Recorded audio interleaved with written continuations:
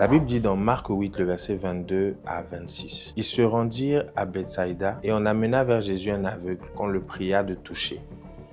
La Bible dit que Jésus prit l'aveugle par la main et le conduisit hors du village. Puis, il lui mit de la salive sur ses yeux, il lui imposa les mains et lui demanda s'il voyait quelque chose. Verset 24, il dit qu'il regarda et dit « J'aperçois des hommes, mais j'en vois comme des arbres qui marchent. » Jésus lui mit de nouveau les mains sur les yeux et quand l'aveugle regarda fixement, il fut guéri et vit tout distinctement. Alors Jésus le renvoya dans sa maison en disant « N'entre pas au village ». Alors cette histoire rejoint un peu ce dont nous avons parlé la dernière fois. J'ai expliqué que Élisée a pris du sel et il a fait une action prophétique pour délivrer toute une ville. Ici, notre exemple à nous tous, à tous les chrétiens, Jésus.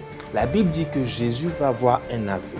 On lui amène un aveugle. Il prend l'aveugle et il le sort. Il l'emmène hors du village. Et il va faire quelque chose de particulier. Il crache par terre, il fait de la boue et il met sur les yeux de l'aveugle. Cette technique et cette pratique étaient normalement pour ce qu'on appelle aujourd'hui les marabouts, ce qu'on appelle aujourd'hui les sorciers, ce qu'on appelle aujourd'hui des personnes qui ont l'habitude d'utiliser ce genre de pratique et qui sont du côté de Satan. J'aimerais te dire que le diable n'a rien créé. Jésus est le Père des esprits.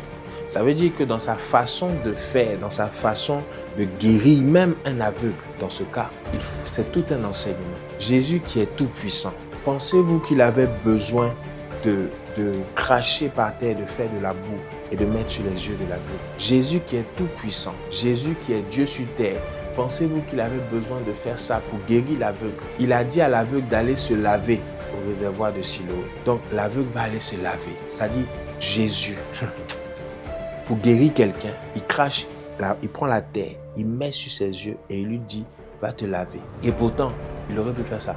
Il aurait pu faire seulement ça. Ou comme Bartimée, ta foi t'a sauvé. Mais pour là, Jésus guérit avec la salive. C'est un enseignement.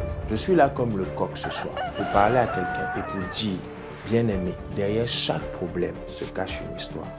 Que le Seigneur te bénisse. À très bientôt. Shalom.